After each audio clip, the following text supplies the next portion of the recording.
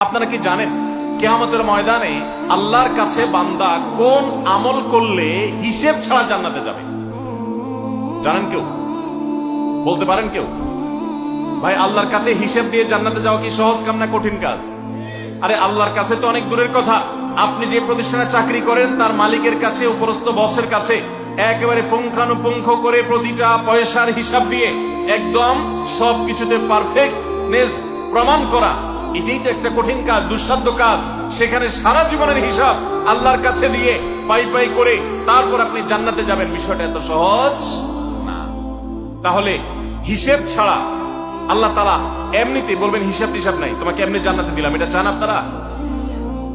দেখুন কোরআনে কারীম আল্লাহ তাআলা বলছেন ইন্নামা ইউওয়াফাস সাবিরুনা আজরাহুম বিগাইরি হিসাব। আল্লাহ বিনিময় দেওয়ার ক্ষেত্রে, সওয়াব দেওয়ার ক্ষেত্রে দুনিয়াতে যারা সবরকারী হবে, যারা ধৈর্যশীল হবে, যারা সহিষ্ণু হবে, যারা নিজেকে নিয়ন্ত্রণ করতে পারবে, এই সবরকারীদেরকে আল্লাহ তাআলা হিসেব ছাড়া দিবেন, তাদেরকে সওয়াব দিবেন হিসেব ছাড়া। তাহলে আপনি যখন আপনার কর্মস্থলে থাকবেন আপনাকে ধৈর্য ধারণ করতে হবে। আপনি যখন পাবলিক পরিবহনে উঠবেন আপনার মাথা ঠান্ডা রাখতে হবে। আপনি যখন আপনার বাসা বাড়িতে থাকবেন আপনার মাথা ঠান্ডা থাকতে হবে। মাথা গরম হয়ে যায় যাদের, হট মেজাজ যারা, কথায় কথায় মাথা গরম হয়ে যায়, ধৈর্যহীন হয়ে যায়, যেখানে সেখানে গন্ডগোল বাঁধায় দেয়, মারামারি বাঁধায় দেয়, ধৈর্য সহ্য বলতে কিছু নাই, এই লোকগুলো কিন্তু এই সৌভাগ্যবান মানুষদের কাতারে সামিল হতে পারবে না। ঠিক একই ভাবে দাম্পত্য জীবনে সুখী হতে হলে সবর এবং শকর, এই দুইটা মূল মন্ত্রের কোনো বিকল্প পথ খোলা নেই। সেটা স্বামীর জন্য প্রযোজ্য, স্ত্রীর জন্য প্রযোজ্য। স্বামী হিসাবে আপনি স্ত্রীর অনেক অনিয়মতা দেখতে পাবেন, অনেক কিছু দেখতে পাবেন, আপনার আকাঙ্ক্ষা, আপনার চাহিদা, প্রত্যাশার বিপরীত আপনাকে সবর করতে হবে। ভাইরা আমার, আমাদের প্রিয় নবী সাল্লাল্লাহু আলাইহি সাল্লামের দাম্পত্য জীবনে কিন্তু টুনটান সমস্যা হয়েছে। আপনারা মনে করতে পারেন নবী সাল্লাল্লাহু আলাইহি সাল্লামের ঘর, ওনার স্ত্রীগণ সাহাবী, তারা উম্মুল মুমিনিন, আমাদের মা, এত মর্যাদাবান মানুষ তারা, তাদের আবার ঝামেলা হয়েছে। ভাই, দাম্পত্য জীবনে টুকটাক সমস্যা তাদেরও হয়েছে। প্রিয় নবী সাল্লাল্লাহু আলাইহি সাল্লাম নিজে একদিন বাসা ছেড়ে মসজিদে নববীতে এসে মন খারাপ করে বসেছিলেন, তিনি বাসায় যাচ্ছেন না, অভিমান করে। ওমর রাদিয়াল্লাহু তাআলা আনহু বিষয়টা বুঝতে পেরে, তার মেয়ে যেহেতু নবী সাল্লাল্লাহু আলাইহি সাল্লামের স্ত্রী, তিনি সেখানে গিয়ে ভেতরে প্রবেশ করে তার সাথে কথা বলে তথ্য উদ্ঘাটন করে সেটা মিটমাট করার ব্যবস্থা করেছেন।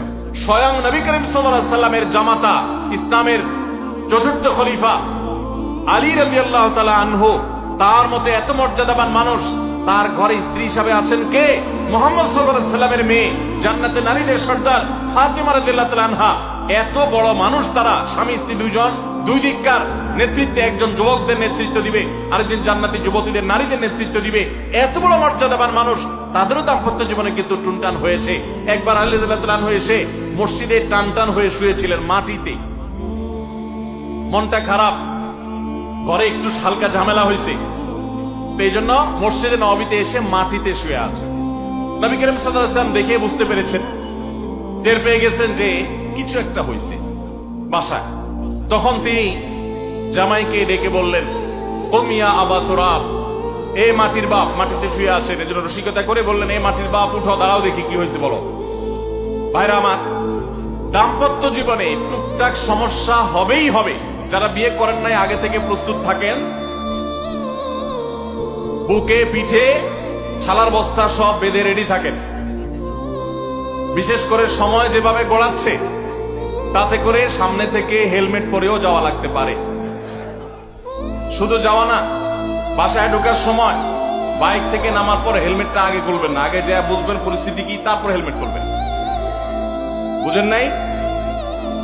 দাম্পত্য জীবনে টুকটাক সমস্যা হবেই, এটা প্রত্যাশিত। মনে রাখবেন, এই জিনিসটা যদি আপনি আগে থেকে মাথায় রাখেন তাহলে আপনার কষ্ট অনেকখানি দূর হয়ে যাবে। আমরা অনেকে আকাশ থেকে নেমে পড়ি, কি বলে, এত বড় সাহস, এই কথা বলতে পারে কেন? ভাই আশ্চর্য হচ্ছেন কেন? এর চেয়ে বেশি কথা বলতে পারে, মাথা বাড়ি মারছে, আরে ভাই ছুরি মারে নাই যে শুকর আদায় করে। বুঝেন নাই কথা?